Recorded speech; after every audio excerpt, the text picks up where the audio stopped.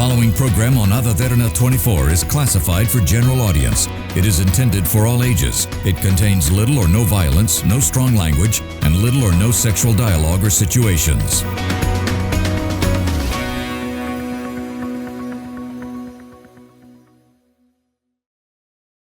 We would like to remind our viewers that the views expressed in this program by our participating guests are solely viewpoints of them who take part, and does not reflect the views and beliefs of the Derana Media Network.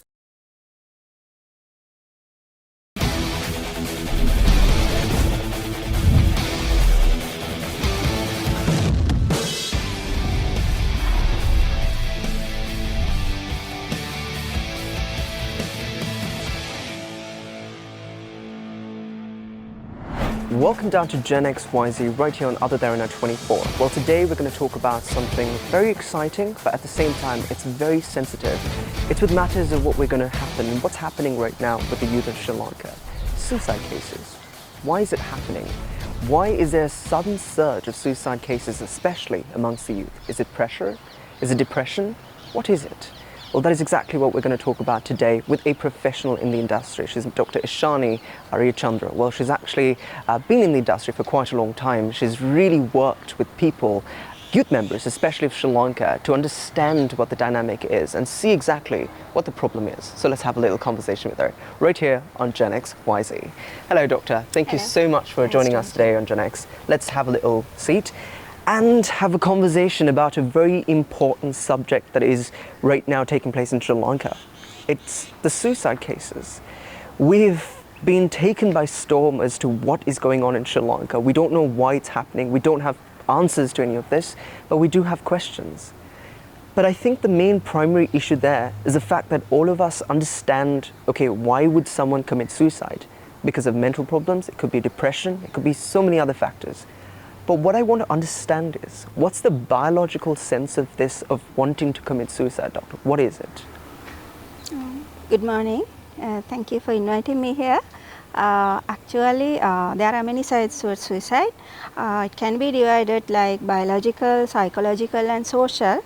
When we talk about the biological side, there can be a family history of suicides and family history of maybe mental illnesses, and the past history of attempting deliberate self-harm, and if the person has any sort of undiagnosed mental illness such as depression, anxiety, or maybe substance abuse, or maybe addicted to the screens, and maybe subjected to the cyberbullying or likewise, and in the school maybe due to work stress, exam stress, and maybe the peer pressure, and something was going on with the use of substances.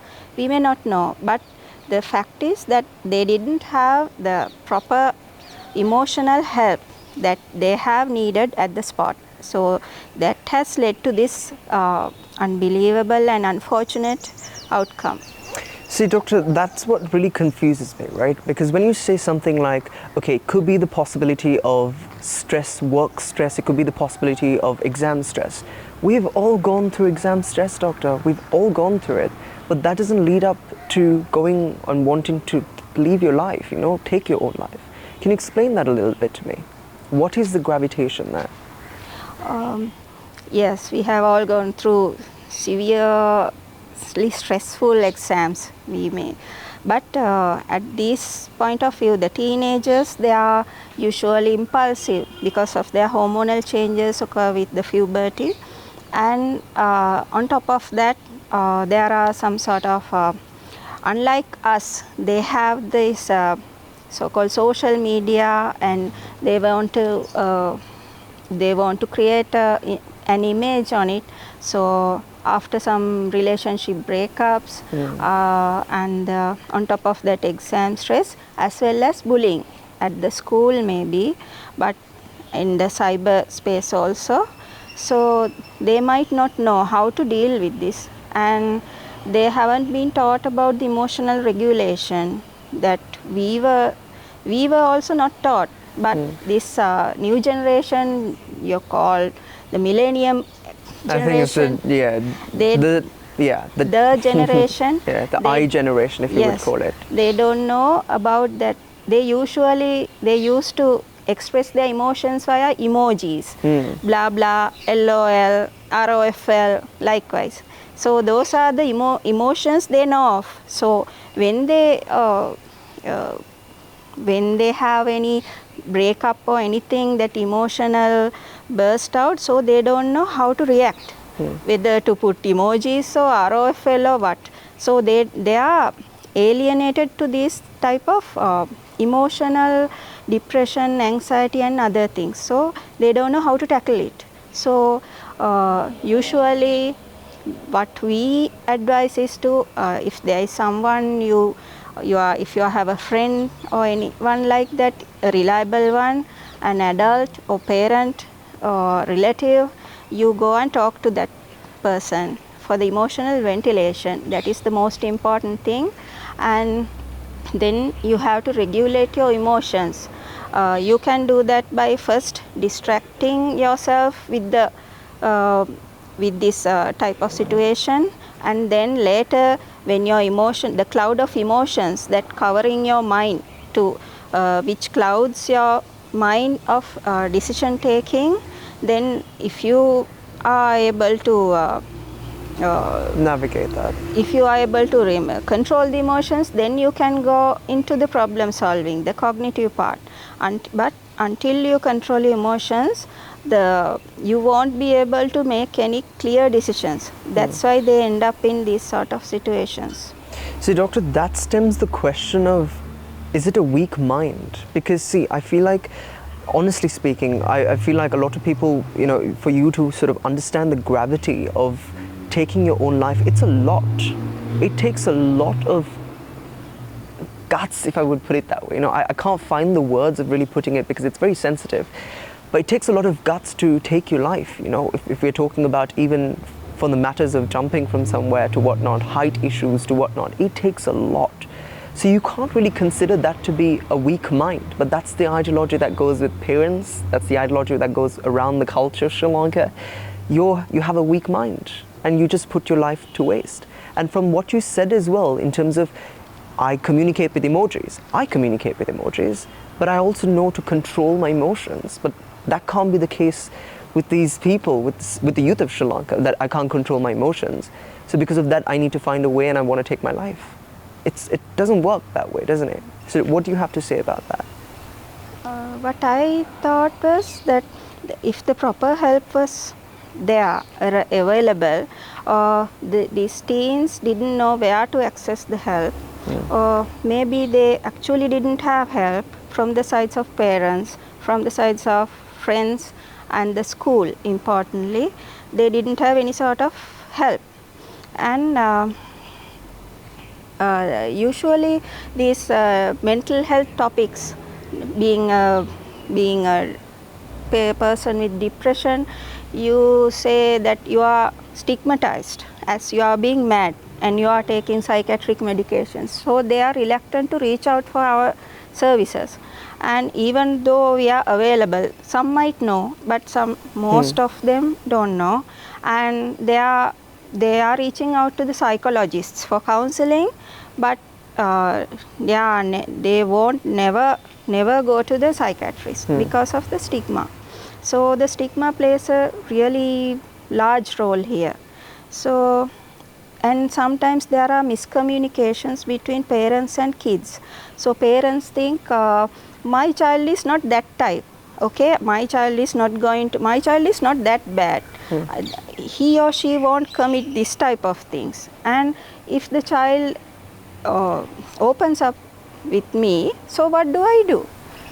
We have also sat for the exam, but we have progressed without these type of things. So what is it a big deal? The parents and adults may think like that. And on the other hand, kid might think the parents, if I tell this to my parents, they will think that I am weak. They will think that I am a burden to them and they don't understand me. They are not talking with me and we are not in good terms with each other. Sometimes, most of the time, the parents are abroad and being looked after by the grandparents. So there's a huge generation gap, 1 or 2 generations. There's a big gap. So they don't know the generations like our generation and the grandparents' generation, they won't understand the vibes of these teens. So they think that we have survived more than these type of things, so why can't they? So that's the problem. And the miscommunication and the gap between these generations has created these type of things. Right. I want to know what the statistics are presently in Sri Lanka, especially amongst the youth committing suicide. What is it really, doctor? Usually the teen suicides, the rates are not published yet. As per the world statistics, it is around 10 to 25 years of old suicides counts for the 15% of total suicides. Wow. And most of them, 2/3 out of suicides, they have already informed some of the people around them, but they have discounted it as they are going to manipulate me, so they won't do it. And sometimes they think as that it's a false alarm, and the dog who bites won't bark. Like that doesn't apply to the suicide. If they directly express their suicidal intentions, and if they directly tell, look, I'm not going to live more and these might be my last days, that is very serious. But on the other hand, they think that he or she might want something from us and they want to manipulate us. So let's not take it seriously. So what are the stats exactly? Because I want to know exactly how many, especially amongst the Sri Lankans, right? And what's the main cause of these increased surge of youth members committing suicide? There's a thing called Werther's effect. So when you glamorize the suicide, that people think that this is the method. This is the method. If I want to hurt my elders and teach them a lesson, and this is the method to make my name in the books. And for that, and they want also to make the other person guilty. And so the remaining surviving person thinks, I should have done this. Oh God, I forgot this. I might have done something, and if I have done that, this person is still alive. So they are blaming themselves. We are usually concentrating on the person who acted on suicide, but we are not concentrating upon the people who are surviving, especially the people around, friends, parents, and the siblings, and the school, of course, teachers. So we have to concentrate on those parts also. But what is the main reason for all of these teenagers having this surge of, committing suicide or suddenly coming into this? That is the Werther's effect, because they want to get the attention and they want to tell the world that I am in need of help, but you were not there when I need you most. And sometimes they actually want to end the life. Sometimes they are hopeless and they are fed up of the system, and sometimes they don't have anyone, any person, then they feel lonely, they feel isolated, and then they don't have any meaning of the life, and then they don't know how to cope their stress levels, how to manage their emotions, and they don't have any perspectives of life remaining. So the best option is to take their own life. So that's why they go into this tragedy. Doctor, there's a very sensitive subjects, and I feel like a lot of people watching in right now as well can really connect to, because I think at one point of their lives they've lost purpose, they've lost the motive of what they're going to do next. That does not mean that they resolve to committing suicide or taking their lives, but it has come or passed, I'm sure it has passed down your mind as well at one point in your life as to, why am I alive? It has come through to me, it has come through everyone actually who's actually watching now as well. But the thing is, you acting on it, it has to have a deeper sense, a deeper meaning to really act on it and really commit suicide. I want to know exactly, especially people that are watching it right now, I know they're obviously going to lose the track of what their life is. They're going to lose the track of what they want to do in life and their purpose. How do you navigate that? Actually, we have a helpline. Most people don't know 1926. That is the helpline that is 24 hours 365. And when you have any psychological distress, you can reach out to it and you can tell your story and they might help you. The problem is, in Sri Lanka, as much as we do have helplines and so much more, we're not quite active in it. Even if you take psychologists in Sri Lanka, I think one thing that you brought up there as well, they're not active in terms of really helping the person mentally. They would rather think, okay, you know, it's just a small thing, I will give you antidepressants, depressive medication, and we'll just call it a day, because it's the money that's actually in matter, right? And that's what the problem is, because this is such a huge thing when it comes to your mentality. You don't take care of your mentality, people don't really care about it. And that's, I think, the ripple effect that we're finding right now, from what I gathered, from what you mentioned as well, in terms of the increase of suicides in Sri Lanka. But again, I wanted to ask you something a little bit more sensitive as well, which is in terms of the recent events in Sri Lanka. It's been with two individuals, it's actually three individuals. One at a very prominent building in Sri Lanka, very, very prominent, another prominent building as well in Sri Lanka, the tallest building in Sri Lanka presently. And they've chosen these iconic locations to end and leave their life completely. It's sent shockwaves to everyone, because they're still school kids. We're talking about teenagers. They've not even reached their adolescence, and it's shocking to see that a girl, another girl, and a boy can actually end up doing this. It can't be an accident. It can't be many things that we think. There has to be a proper reason to it, you know. And the question is, why is it happening, doctor? Why is this happening right now in Sri Lanka, especially amongst these students? As I told earlier, the first one is their emotional impulsivity. They can't control their emotions and impulses with the hormonal changes. With that, they don't have any backup and they don't have much support they needed. And the part of the brain which takes over the decision making is not yet mature in these adolescents, so they tend to be impulsive and do things like that. And they want to by repeating these type of things, the suicides will be glamorized, and the others will also do the same, like what you said, say copycat suicides.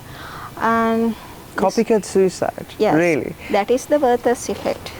Wow, okay, that's very interesting, because I personally think it's a gravitated problem, and then you say there's certain things like copy suicide. It's very interesting, but we'll talk a little bit more on the other side. And we are located at a beautiful location, by the way. This is Al Fresco, located at Colombo 5. If you do want to come by and have a cup of coffee, it is a beautiful aesthetic place and you can definitely enjoy it. But until then, we're talking on a very important subject. This is right here on Gen XYZ. It's about the surge of suicide cases in Sri Lanka. Well, with a professional, Dr. Ishani. We'll talk a little bit more on the other side just after a short commercial break.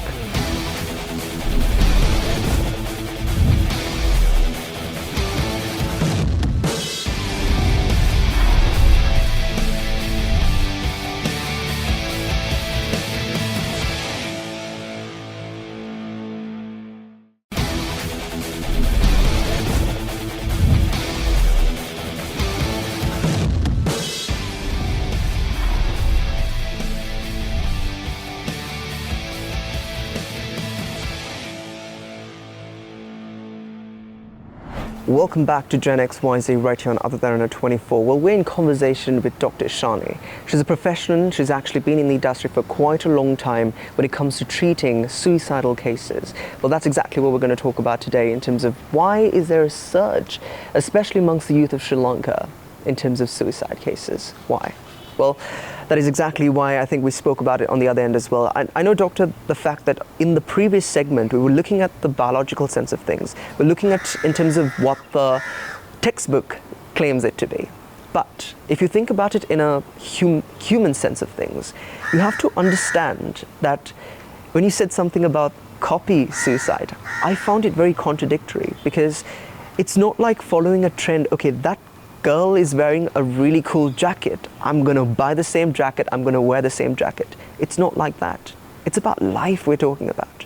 I don't think it's that easy to think of, okay, this, you know what, this is what happened, I want attention, and this is the best way I can get attention, go to the prominent location in Sri Lanka, and let's just jump from there. I don't think it's just that. I find that very contradictory, because I think there's a deeper meaning, whether it's depression, whether it's heartfelt.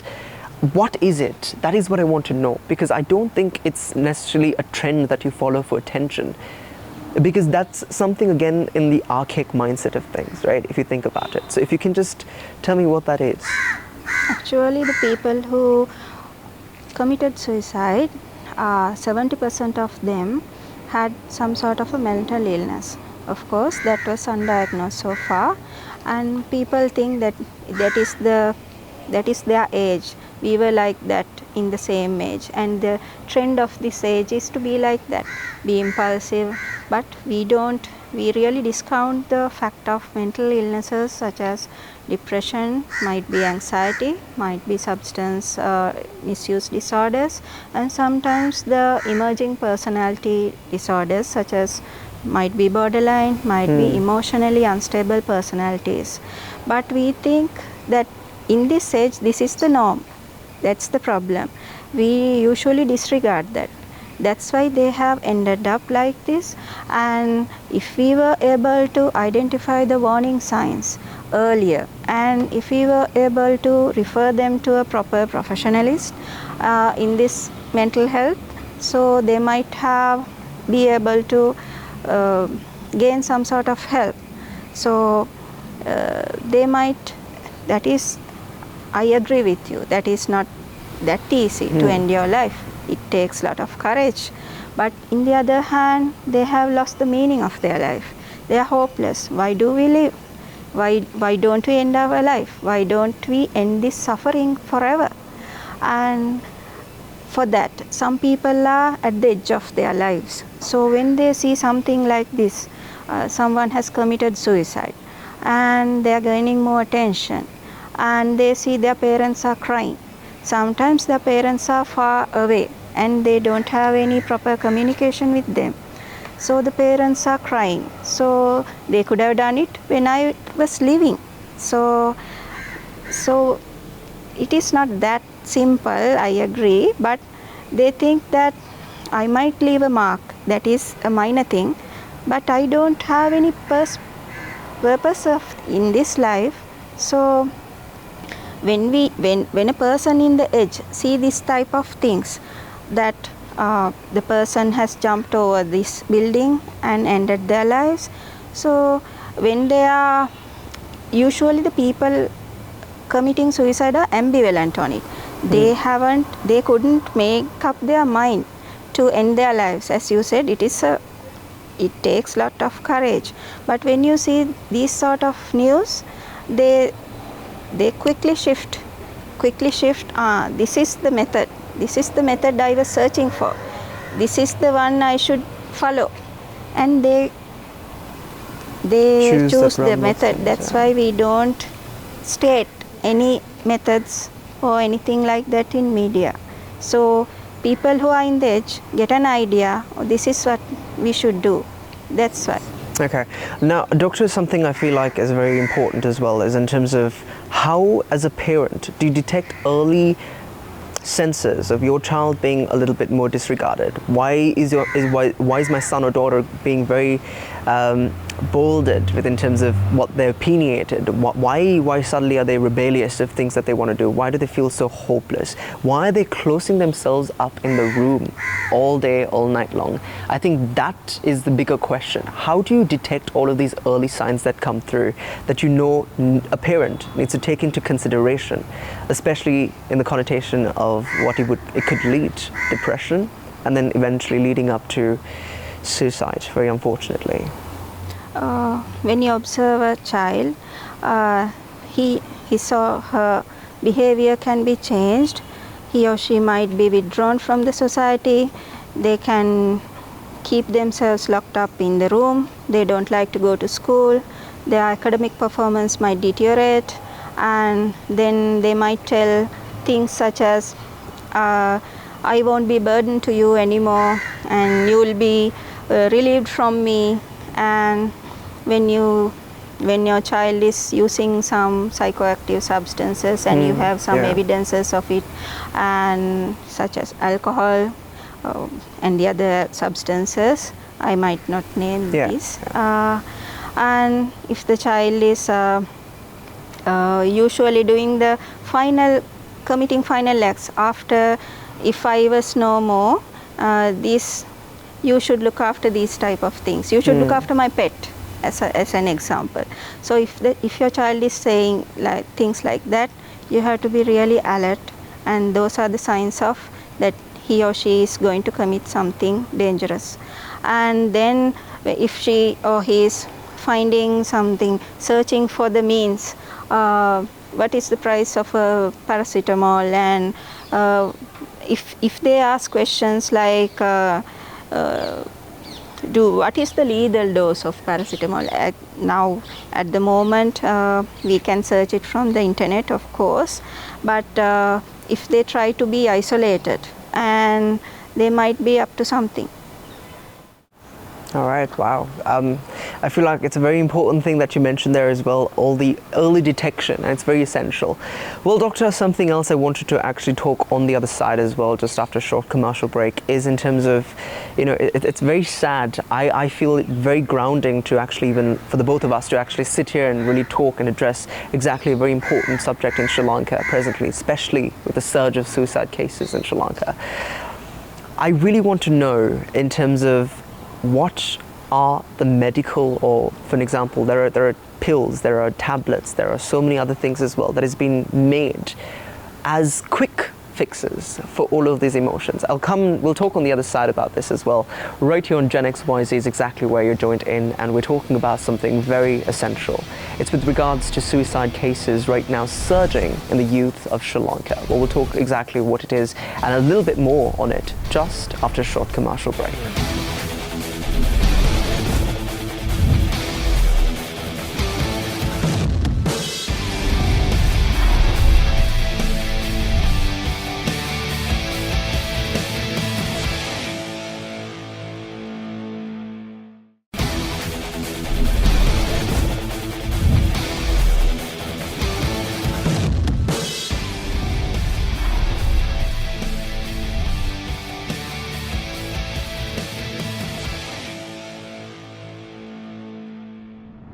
Welcome back to Gen XYZ right here on Other Derana 24. Well, we're in conversation with Dr. Ishani, who's a professional in the industry, has been there for quite a long time as well in terms of treating individuals that have come to her with regards to when they have emotional instability, when they go through depression, an ultimatum of being the cause of this surge of suicide cases in Sri Lanka quite drastically.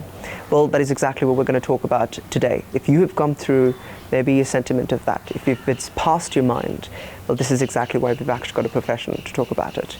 Well, Dr. Ishani, thank you so much for actually joining us again on Gen XYZ. I know we spoke quite a lot in terms of the matters, how it sort of leads up to this detrimental sentiment of committing suicide. But something that I mentioned before as well is in terms of quick fixes. A lot of people go for quick fixes. I think a lot of doctors in Sri Lanka actually go for quick fixes as well. When the patient comes to them and says, I'm going through depression, I don't know if I have control with my emotions, what do I do? Quite frankly, a lot of doctors in Sri Lanka, what they do is, okay, I'll prescribe you something quick, instant, maybe an antidepressive pill. But does that really work? Why is this happening? Does it actually work? The quick fixes, if we will put it that way. The antidepressant we usually prescribe won't fix it quickly because it takes around 2 weeks to exert its action. But side effects, of course, comes before that. But we usually don't recommend prescribing antidepressants to teenagers because it fixes the social withdrawal, the action, before it fixes the mood. So if a person was on the edge with suicidal ideas, and if they couldn't commit it because of the psychomotor retardation, when you prescribe the antidepressants, it will they are being activated and they enact on their suicidal ideas. So the mood being fixed after the action, therefore they are still depressed, yet they are being activated. That's why they enact suicide. So we won't usually prescribe antidepressants for the reason, those two reasons. It takes time of 2 weeks to act, to fix the mood, and also it fixes actions, behaviors before the mood. So the people with suicidal ideas will go into enact on their ideas. Something interesting that you mentioned off of the camera is the fact that in Sri Lanka there's actually only 12 beds for cases of depression and cases of suicide. That is mad, doctor. That is mad when you think about it. And that's one of the reasons why I think a lot of individuals actually prescribe quick methods of things. They don't even care about things because there's no choice. What do you think the government needs to implement as policies, especially in schools and so forth, in order to prevent these surges of suicide happening in Sri Lanka? They should have a counselor, not for the academic purposes, but for the emotions. When you need a friend, like a friend, in a friendly manner, you should reach them. And if a person is showing that the warning signs we mentioned earlier, if we can reach out proactively and offer them the support, that might be good. And you should educate themselves, the teachers, the parents and the students, to minimize the stigma of being labeled as a psycho. If you go to a counselor, they think that, hey, I'm a psycho, and once you are labeled, it is for the lifetime. So they don't like it. So these rumors fly, they have wings. So if some of your close one, a friend or your daughter or son committed suicide, then everyone is rushing up who were not there for you up to now. And hey, what's happened? Were you not there for this, your daughter? So the surviving person is feeling guilt, and they feel ashamed, and they feel angry about the person. They have left us in this world to suffer and world to answer to the people. And that's why that has happened in this case. The friends of the previous persons has committed the suicide second time because he or she couldn't bear or tolerate the pressure coming from the society. Society is like they want to poke fingers at you. They want to blame someone, find someone, a single person or a single incident. Look, this is the main reason for this act. So they want to find perpetrators, or you are in fault, this school is in fault, your parents are in fault, you were not there, that's why this has happened. It is easy to poke fingers at others, but it usually takes time to change the attitudes, that offering help in mental health is not a labeling, and you need it in your day-to-day life. But in terms of coping strategies, in terms of problem solving, in terms of emotional regulation, those are not psycho topics, but those are topics under the mental health that you should be familiar of in order to get past these waves of suicide ideas. Well, it's very interesting that you mentioned as well, because when you think about it on a longer range of things, it's not necessarily the policies that need to come through, it's mainly the schools, it's mainly the society that needs to change their mindset, because it's all to do with the mindset, doctor. Yes. When you think about suicide and the surges of things, it's all to do with the mind. So it's the attitude that needs to change, that's very important.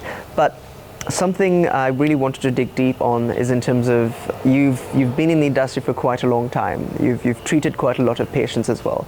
Has there been an instance where a patient has come to you, told you, Dr. Ishani, I feel absolutely depressed, and certain things that he or she has uttered to you that has sent you shockwaves personally? Do you have a case like that?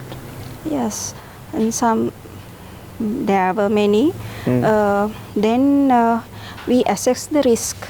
There's something called risk assessment of suicides. So whether the person has high intent of suicide, whether he or she is going to act on their ideas, whether he or she is suffering from any sort of mental illnesses, whether there are any possible quick fixes, as you said earlier, such as relationship breakups and likewise. So we analyze each case individually and then decide on whether we should admit this patient. Actually, if the person is having high suicidal risk, it's a psychiatric emergency, so we should admit the patient. But unfortunately, for children under 14 years of age, as you said earlier correctly, there are only 14 beds, only 2 wards in the Lady Ridgeway Hospital. Therefore, we can't go on admitting every person saying look, I have suicidal ideas and I'm going to commit suicide. So it's a difficult task. Sometimes we might be wrong. Sometimes we might think and assess the risk is very small, but we tend to get the news from your media that they have committed suicide. Now, then as you said, we were in shock.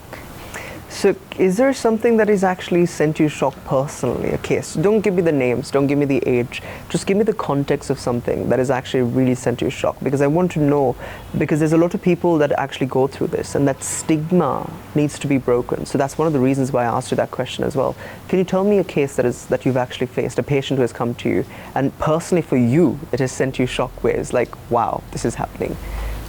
Then actually it was of a mother who was having 2 months of a baby of 2 months, and we have assessed the mother, and there were poor social support from the husband, and we have assessed, and she said okay, and she was able to cover up, and the features of hopelessness and worthlessness were not there apparently, and the grandparents of the mother promised us that they would protect them and look after them. But then we have heard, unfortunately, that mother has jumped into the committed suicide with the 2-month-old neonate, and we were in a shock. We had lost 2 lives, and that grandparents didn't take it seriously, because the mother used to have a personality disorder where you always claim that you have suicidal ideas, and a person who manipulates others of committing suicide to get what they want. Wow. So that's what has happened. So we were really in a shock, and we had to counsel our staff members for the shock, because it's an occupational hazard for us, and you talk about 1 or 2 incidents, but we see hundreds and maybe thousands of cases daily. So we are in a shock. We have to look after our mental health also, and we also have families, and we can't go on working like this with the burden of we might be the perpetrator at some point of the care. Wow. So that is, we have to first take care of ourselves, daily hearing not the suicides, but also the in surge of child abuse cases. Yeah, I can imagine. Wow. Yeah. Wow. Dr. Ishani, honestly, thank you so much for actually doing the service in Sri Lanka as well, doing what you're doing professionally. I think it's very needed, and we need more of this as well. But one of the reasons why I asked you that question is in terms of the stigma. A lot of Sri Lankans find it very stigmatic. They would be like, mental issues? It's just a phase. It'll pass through. Just don't even think about it. You have a mental issue, okay, and then there's a bit of a problem. Maybe you're psychotic or something like that. The stigma. For you to even have the guts to come out to someone and say, I'm not feeling okay mentally, I need help. That stigma in Sri Lanka hasn't been broken. It starts with the parents, by the way. The parents themselves are the ones who do not accept, my child is depressed, my child is going through this. It's not accepted. How do you break that stigma in Sri Lanka? What would you suggest that we do to break the stigma? we should address that since from the early age of the child, of a person. So since you can include the school curriculum about these problem solving, emotional regulation and the coping strategies, and you can have as a parent you can have a good quality time with your child, half an hour per day minimum, to open up. You just listen to them and you don't have to ask questions. Have you got highest marks? What is the highest mark of the other person? Likewise, those are the usual questions now parents are asking, but you should ask about, do you have anything to tell me? Now it's your time, 1-to-1 session. So daily, if you do that daily, the person will open up, and you should make it as a norm. Do you have anything to say? Are you okay? You should ask that. You tend to criticize other people, but we don't used to be there for the other person. We don't ask other persons, are you okay? Then we think the other person might be irritated. That's why we don't ask. And because of that stigma, or that other person might think I'm a psycho, I'm not going to open up this with them. So it should be included into the school curriculum, and from during the media conversations like this might play a role, and the social media can do a huge job. And you have to normalize that everyone who has a mind has to look after their mental health. So every person has a mind, so that is universal. The mental health is universal, and it is not like that you take medication for a cough. You take medication for a cough, and that is not stigmatized. You go there and take medications. Likewise, your mental health can be imbalanced at some times, and that is okay. That the mere fact of your mental health being imbalanced doesn't mean that you are a psycho. There's a range of mental illnesses, so it's a range. You might be in anywhere of the range. So if you are we also have imbalances. We all have imbalances, but we should be aware when to take help. And we have to create a norm of talking about the mental health. We don't talk about it. Not my child is depressed. It's a shame to be labeled as a mental patient. Likewise, so people is afraid of talking about Angoda. And if I take a three-wheeler driver is afraid of going beyond the gate. Do you really want to go beyond the gate? Likewise, that's the attitude normal people have. So that should the people with mental illnesses are also humans. You should regard them as they also have basic human needs, and they don't become monsters because you have a mental illness. They are also humans, and they need more help. More than a normal person, they need help. Most of them think then if you are a person with mental illness, you are dangerous to the society. They might attack us. We have to hide from us, like us. But the truth is the otherwise. The normal people attack or abuse the people with mental illness before they are not counted. Their views are not counted. They don't have the capacity. So they don't have the capacity, and their views are not counted. That's why. So we have to help people with mental illnesses, and we should, I don't know, it might take years to remove or minimize the stigma, but by creating these type of conversations, we can create some sort of clubs in the schools, positive mental health society, positive mental health club. So people, Doctor, I find that very interesting that you mentioned that as well, in terms of, all of this starts with school. Yes. Everything needs to start with school, and at the same time it starts in your home with your parents, your mom and your dad. So it's very interesting, and thank you so much for actually telling us and gracing us all with your knowledge and exactly what we need to hear as youth members in Sri Lanka, especially with the surge of suicide cases in Sri Lanka. So thank you so much, Doctor, and thank you so much, and hopefully we can have another conversation in the near future with less surge of suicide cases or something in terms of mental health as well. Thank you so much. And with that, of course, this is a wrap on Gen XYZ. Well, it's been quite a very interesting and insightful program today, because we actually spoke about something very concerning. It's concerning amongst all of us youth as well, sending shockwaves as to what we see on media as well in terms of what is taking place with suicide cases amongst the youth. Well, that is exactly what you need to do. You need to be aware of it and make sure that you actually, take help when you need to take help, when you feel and find these